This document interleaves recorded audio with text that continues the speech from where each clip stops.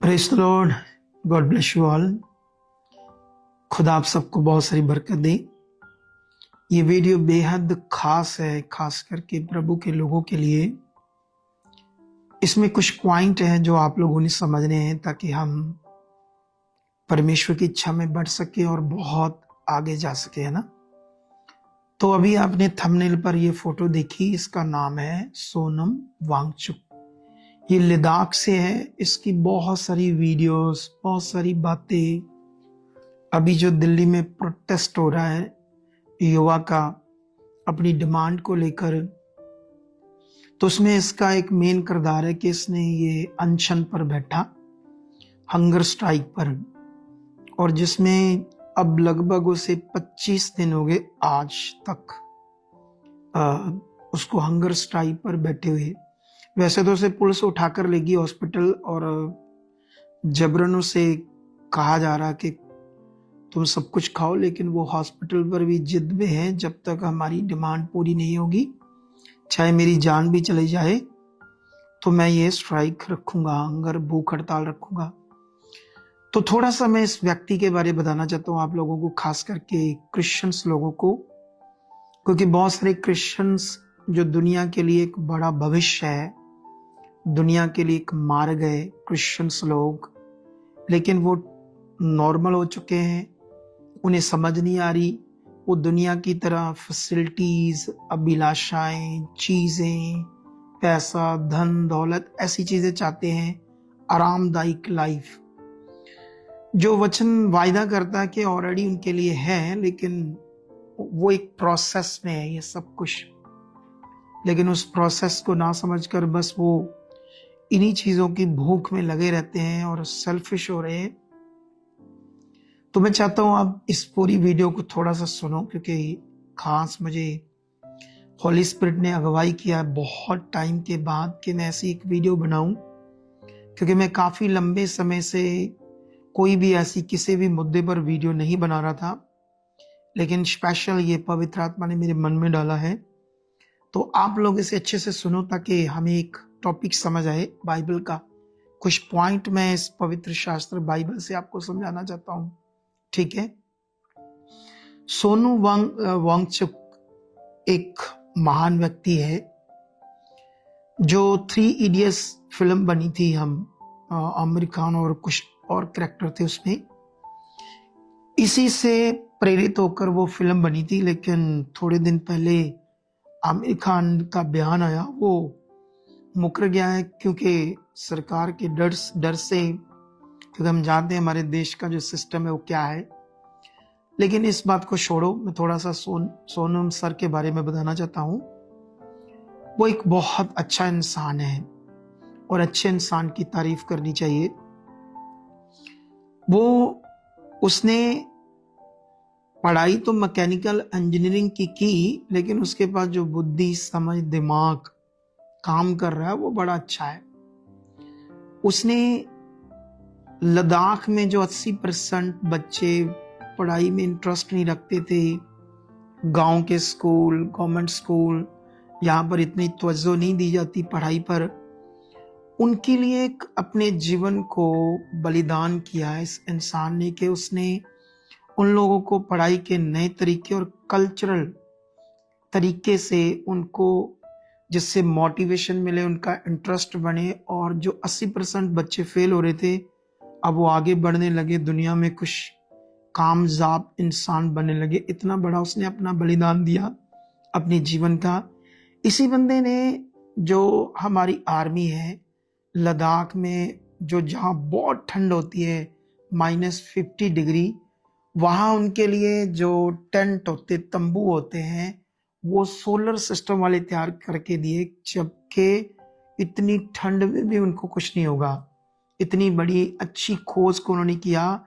और आइस टूपा का मतलब होता है जिसमें जो बर्फ सर्दियों में जमती थी ठंडे इलाकों में, जैसे लद्दाख में, तो लद्दाख में बहुत सारी पानी की दिक्कत है, तो वहां पर उन्होंने क्या किया, उसको एक ऐसा तरीका दिया, ऐसी इंजीनियरिंग की कि वही बर्फ को जो वेस्ट हो जाता था पानी गर्मियों में पिघल कर, उसको यूजिंग में लेकर आए। उसके ऐसे तरीके और उसने ये बहुत सारी और भी ऐसी चीजें की जिससे दूसरे देश वाले भी उससे बहुत प्रेरित और उत्साहित हुए और उसको अपने देशों के फ्री वीजे दिए कि जब मर्जी आप आ सकते हो, और बहुत सारे उसने अवार्ड हासिल किए। अब सोचने वाली बात है कि ऐसा जन जो देश के लिए अपने जीवन को बलिदान कर रहा है, इतनी अपने स्टेट के लिए भी, और ऐसे जन को तो देश के किसी बड़े पद पर होना चाहिए। जैसे ऐसा बंदा अगर हमारे देश का एजुकेशन मिनिस्टर बन जाएगा तो सोचो ये देश कहाँ जाएगा, सोच कर देखो। लेकिन हम जानते हैं कि हमारे देश का सिस्टम क्या है। थोड़े दिन पहले हम जानते हैं कि नीट का पेपर लीक हुआ जिससे 22 लाख लोगों ने पेपर देना था इंडिया में।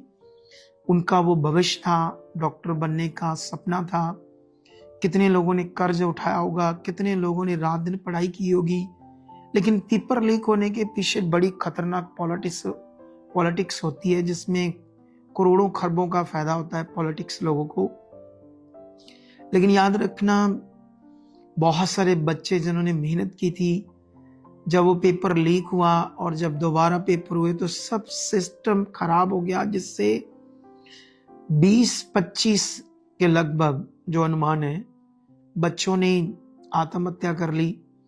इसी को देखकर पिछले दिनों में सीजेपी, कॉकरोच जनता पार्टी के नाम से जो पार्टी बनी है, वो एक जज ने, सुप्रीम कोर्ट ने हमारे भारत के युवा को कहा ये कॉकरोच की तरह है। यहाँ मतलब जैसे कॉकरोच हम नहीं चाहते, हमारे घर में कितने पनपते, कितने बनते जाते अपने आप, तो उस तरह की उन्हें छवि बताई। कितनी बेशर्म बात की, जिससे गुस्साए में आकर उन्होंने एक कॉकरोच पार्टी बनाकर इस देश में अपना मांग को, सिस्टम को सुधारने के लिए आगे आए। और जंतर मंतर में पिछले अभी कल जो था वो 20वां दिन था, मे बी, या उससे भी 1-2 दिन ऊपर हो सकते हैं, तो उन्होंने उनका साथ दिया सोनम सर ने, क्योंकि उनके लिए वो एक प्रेरणा का स्रोत भी था वो व्यक्ति। उससे सब युवा को एक मोटिवेशन मिला, एक स्ट्रेंथ मिली। लेकिन उसे, अब सोचो एक बंदा, क्योंकि मैंने कई सारी वीडियोस और देखी जिसमें डॉक्टर्स ने वीडियो बनाई, उसके लिए अच्छी वीडियोस।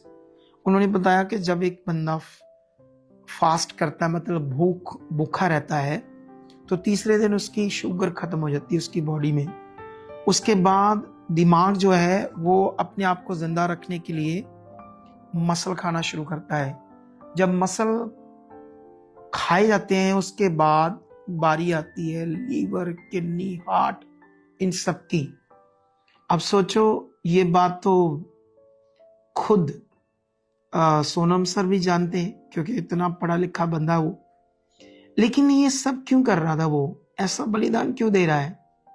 अब उसने ठाना हुआ कि अगर मेरी जान भी चले जाए, लेकिन मेरे बलिदान से, मेरी मौत से, जैसे भगत सिंह ने, हम जानते हैं कि इस देश को अंग्रेजों से आजाद करवाने के लिए उसने एक बम फोड़ा। बम उसने इसलिए नहीं फोड़ा था कि वो उनको मार दे, इसलिए ताकि वो मुझे पकड़ें और मैं अपनी बात मीडिया के सामने रख सकूं। क्योंकि भगत सिंह जानता था कि मीडिया का जो सिस्टम है, मीडिया से मेरी आवाज जो जाएगी पूरे देश में, उससे क्या हो सकता है। तो वही उसका जो सोच थी वो कामयाब होती। सच्चे बंदों की सोच हमेशा कामयाब होती है। उसी सोच से ये सोनम सर है, सोचो आप, देख लो। लेकिन बाइबल इंसानियत के बारे में बात करती है बहुत तगड़ी। खास करके अभी मैं क्रिश्चियंस लोगों से बात करूंगा। बाइबल में क्यों यीशु मसीह ने कहा दुश्मनों से प्यार करो? बाइबल में ये क्यों लिखा कि अगर तुम्हारी गाल पर एक कोई थप्पड़ मारे, दूसरी इसके आगे कर दो? बाइबल में इंसानियत के भले के लिए, उनकी मदद के लिए, उनके जीवन के लिए जितना यहाँ जो खुदा ने अपना कलाम दिया है, शायद ही दुनिया में कहीं हो।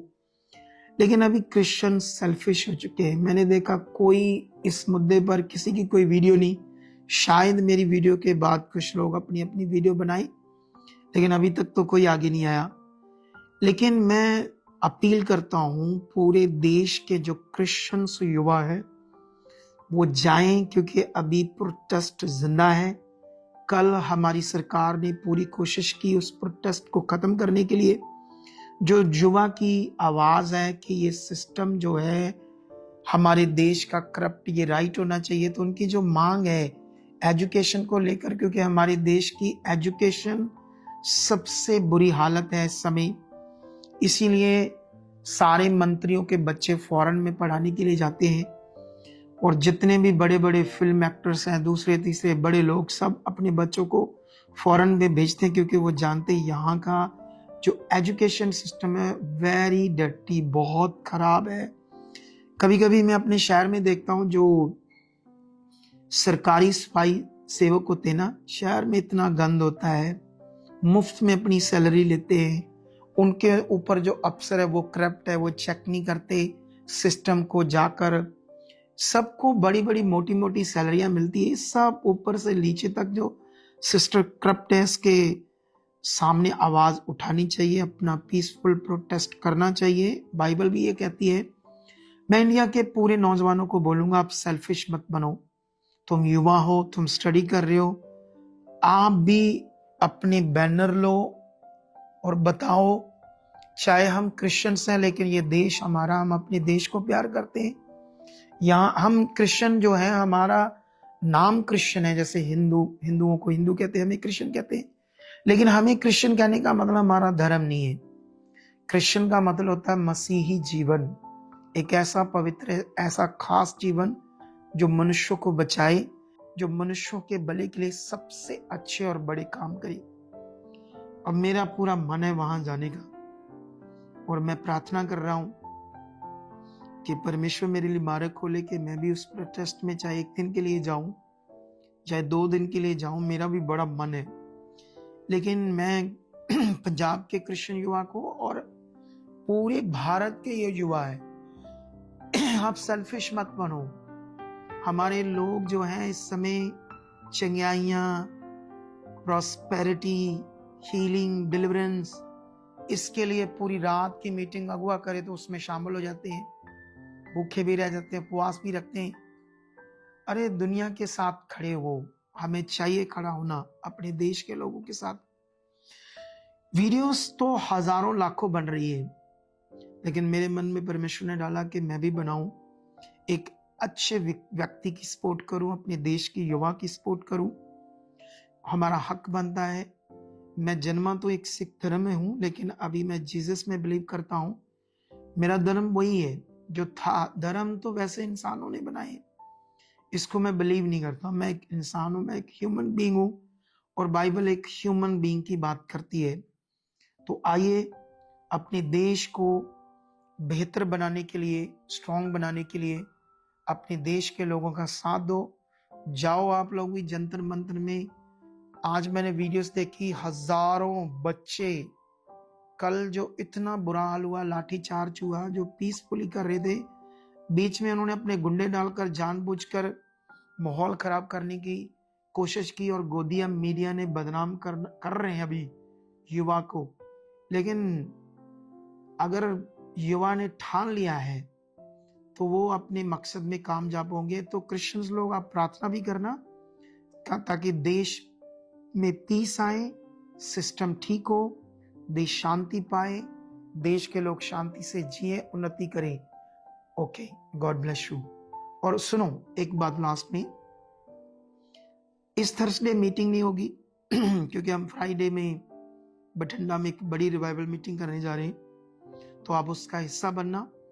और जो लोग भी चाहते हैं कि उसके लिए सपोर्ट करना, उस बड़ी रिवाइवल मीटिंग के लिए अपनी बीज, ताकि हम लोग परमेश्वर का और काम कर सके, परमेश्वर की इच्छा में बढ़ सके। ठीक है, तो ये लास्ट में हमारा अकाउंट नंबर है, QR कोड है, ये holy spirit stewardship the holy spirit church foundation, इस नाम से, जो पवित्र आत्मा का प्रबंध चर्च के नाम से हमारी अब बन चुकी है संस्था, अब बन चुके हैं हमारे अकाउंट्स। तो इनमें ये अकाउंट्स नंबर है दोनों, ये QR कोड है। आप इनमें अपना सीड भेज सकते हो। बठिंडा मीटिंग के लिए खुदा आपको बहुत बरकत दे। ओके, यीशु नाम से आमीन।